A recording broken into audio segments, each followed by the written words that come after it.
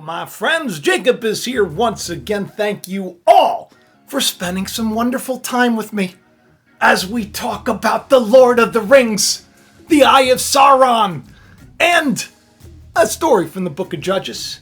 A pretty rotten king named Abimelech. Yeah, it's amazing how all these things tie together so perfectly, and they're playing out in the world. It's amazing. So I hope you're buckled up.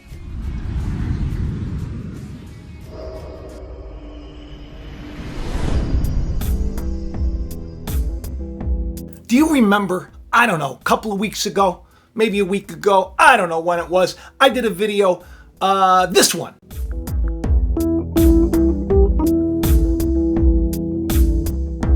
It's about the voice of God. There was a weapon, a non-lethal weapon that they came up with where they shot some plasma lasers together and it created a field and it looked like the Eye of Sauron, and they could manipulate the air so that it could talk. Right? So we talked about the Eye of Sauron. Very strange, right? Very strange. You know what's weirder? Do you know what's weirder? Is the fact that like a day later, I hear about the Eye of Sauron being discovered below us. Yeah.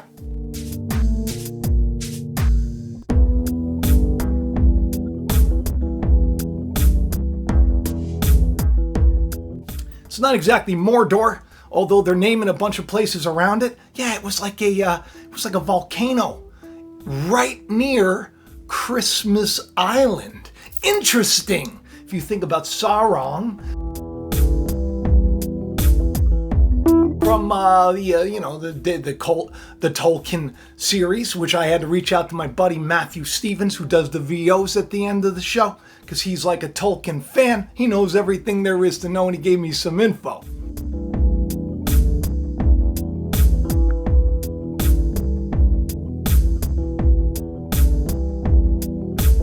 Ancient undersea volcano was slowly revealed with a multi-beam sonar 3,100 meters below our vessel.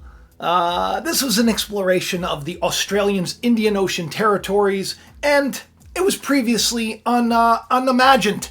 They didn't think that it was such a thing was possible in that area. But this volcano emerged across the screen, a giant oval depression called a caldera. There are a lot of them. You remember here Krakatoa? Remember Krakatoa? That was a caldera, an underwater volcano. There are a lot of these things. And why am I making a big deal out of some goofy volcano, right? It's weird. Well, it was a little coincidental. I didn't talk about it immediately because I was like, I was just mentioning the Eye of Sauron. That's very strange. And now here's one popping up. Well, then just the other day, guess what happens? Another Eye of Sauron was discovered.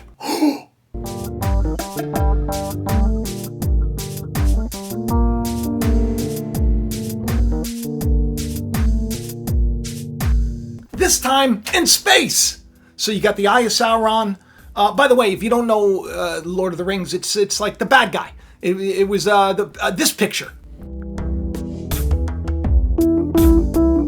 Almost like the all-seeing eye, the Eye of Providence, right? Just kind of like looking all over the place, right? Looking for those ring bearers, the good guys that are trying to defeat the evil in the world.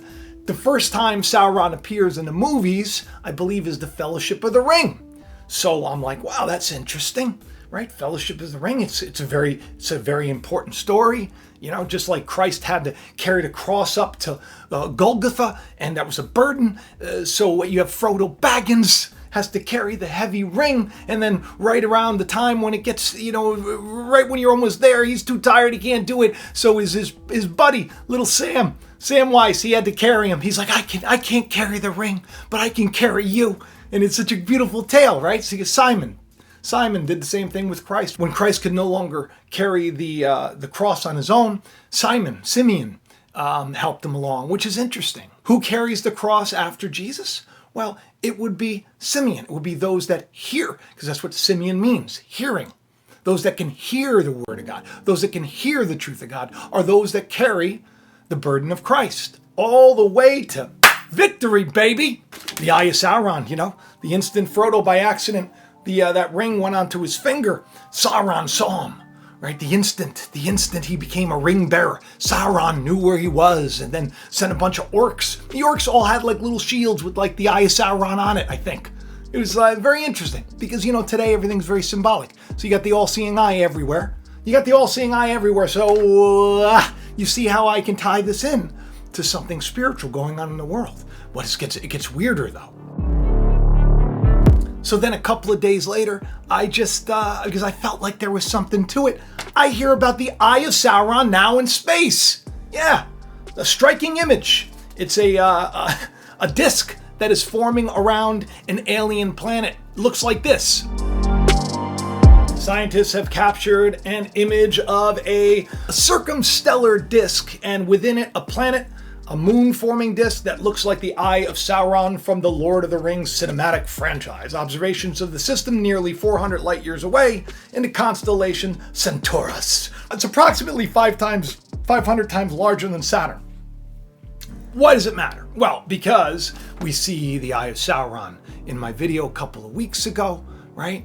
And then all of a sudden it's beneath the earth, right? Now it's above the earth.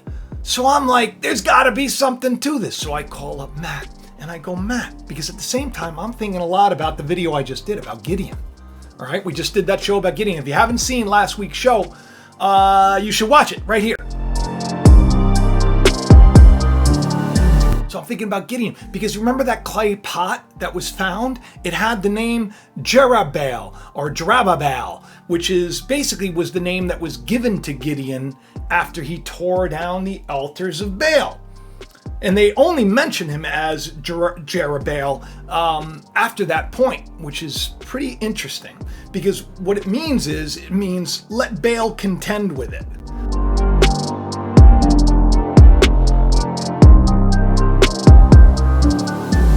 After Gideon was told by the Lord to go and, kind of set people straight, he tore down the Ashtaroth pole and he tore down the big images of Baal, and then people had a fit. They're like, how could you do that? This is we're so used to it, and they wanted the exact revenge, but someone was there, a very mighty, wonderful, wise man was there, and said, you know what?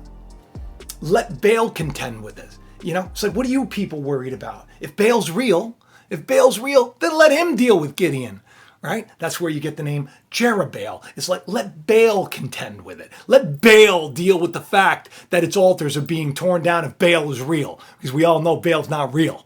So I found it interesting. I wanted to touch on that again because I wanted to touch on the fact that it wasn't Gideon's name, but it was the name that he became known as later. Now, you see, the story, it gets a little interesting, it gets a little complex, because Gideon basically becomes like a king. He doesn't want to be a king, but he acts like it. He has a bunch of concubines, a bunch of wives. He dresses in all the finest gear, right? And he acts like a king. He didn't want to be a king, no, supposedly. And he has a bunch of kids, bunch of children. He's got like 70 sons. 70 of them, right? So when he gets old and he passes away, it's like, who's going to rule? So you got all these children of Jerubbaal, and who's going to rule? Well, you got this one kid, this one little sneaky little kid. His name is Abimelech. Abimelech was the child of his concubine, a maid, right? And so you have all these people, and in the land, Abimelech lived in Shechem, which is a different place. It was a different place completely. I'm not going to get into the geography of these things, but he lived over in Shechem and he saw an opportunity. He's like, I want to be the ruler. I want to be the one king to rule them all, because there were like 70. So who's going to rule? So he's like, he brings it to the people of Shechem. He's like, what do you want? You want all these, want all the children of Jerubbaal to Gideon? You want them all to fight? And there's going to be a bunch of stuff. Everybody's going to want to be the king. And do you want to deal with that, or do you want to deal with somebody somebody who's from the area? How about me? How about I'm the guy, right? And of course, what does he do? He hires a bunch of scallywags. In the scriptures, they call these people like lowlifes, basically. They're just horrible people.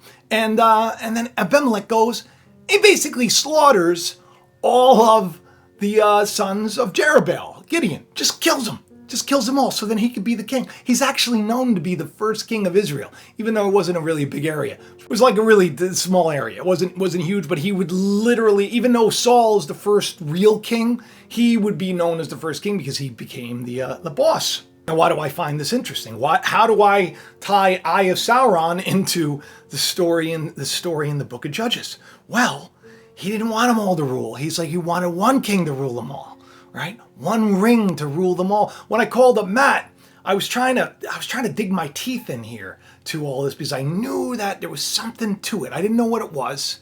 I didn't know if like this is the moment where, all the children of God and all the mighty men of valor, like Gideon was called, stand up and they take spiritual arms. In other words, they're going to love and forgive and be compassionate and kind, and they're going to be good to people, and they're not going to fear, and then the enemy is going to come after them, but they're going to prevail.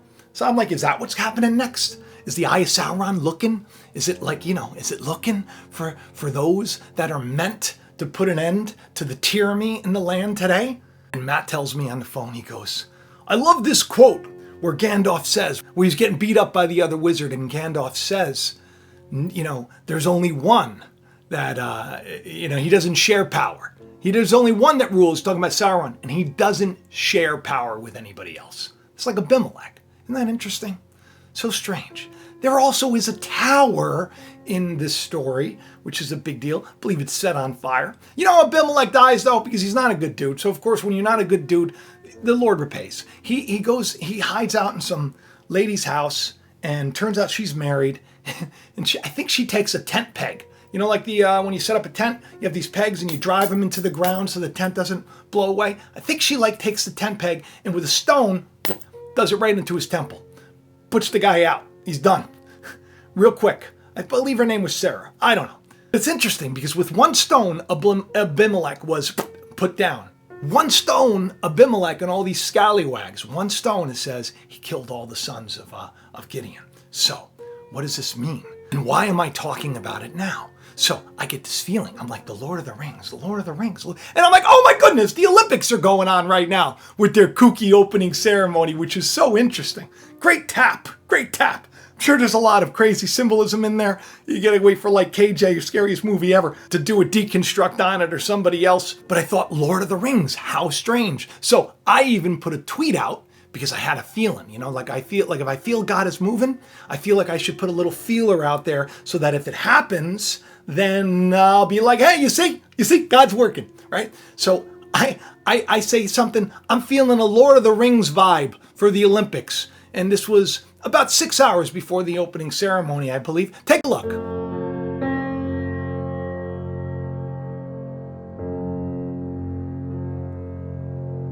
And I watch it, and then when all the people come in, with the flags from all the different countries, they have 2 flag bearers. The very first people to enter the arena from Greece, and the very first guy to enter the arena with a flag, guess what he's known as? Take a wild guess. Lord of the Rings.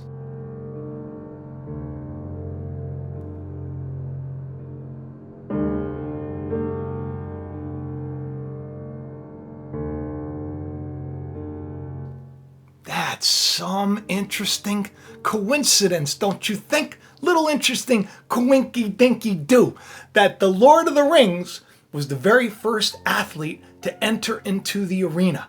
His name is, I don't even know how to pronounce this, Eleftheros Petronias, and a shooter, Anna Korki, carried the Greek flag during the opening ceremony in the Tokyo Summer Olympics, which is going on right now. And he's known as, they announced him as the Lord of the Rings. So what does this all mean? Does this mean that the Eye of Sauron is everywhere now? Beneath the earth, above the earth? Does this mean that the gaze of the enemy is looking for those ring bearers like you, like all of you that are coming together in the fellowship of the ministry of the Spirit of God, truth, life, redemption, salvation? Does it mean that perhaps a war is on? We wrestle not against flesh and blood, but against principalities and powers and rulers of darkness in high places like Sauron. But the good news is we win in the end. That's the good news. All of these stories, right? The corrupt leaders that come in, say, let me be king, and then kill everybody else off, they're done away with. God only allows this to happen for a moment, for a brief period of time. Remember, every ruler that's put in the land, whether righteous or corrupt, God places. because of whether we are righteous or corrupt. Judgment is in the land today, people. So I think it's time that we all love, we all forgive, and we all ask for the truth no matter what the cost. Yeah, just like Teach Me the Truth, just like the shirt. If you want the shirt, by the way, if you want to get a copy of the novel Calling, which is it's available right now. And thank you all for your reviews. If you haven't left a review, leave a review. I love them. I share them. I feel just amazing when I read how much the story is meant to people. There's almost like an Eye of Sauron guy in here too. There's the Dark Lord in this book as well, which is so, it's just a great story. I hope you get a chance to check it out. There's a link below in the description for Amazon too, if you want. I ask people to get it there because, of course, that's just where everybody goes. I know a lot of people don't want to support Ply. I don't think the guy's a good dude, but that's the marketplace for books, so, help me out. And please do subscribe. Tell your friends. Have a great day. Love each other. Forgive each other. Move on. And don't worry about the Eye of Sauron if it's looking down. It's just a weird coincidence, right? All of it working together at the same exact time. Amazing to me. I love each and every one of you. Please do have the best day ever, and I'll talk to you soon. Bye-bye. Thanks for watching Jacob Israel. Please hit that like button, leave a comment, subscribe, and share this channel around. If these shows have helped you, help Jacob to reach more any way you can, and have the best day ever. Click it.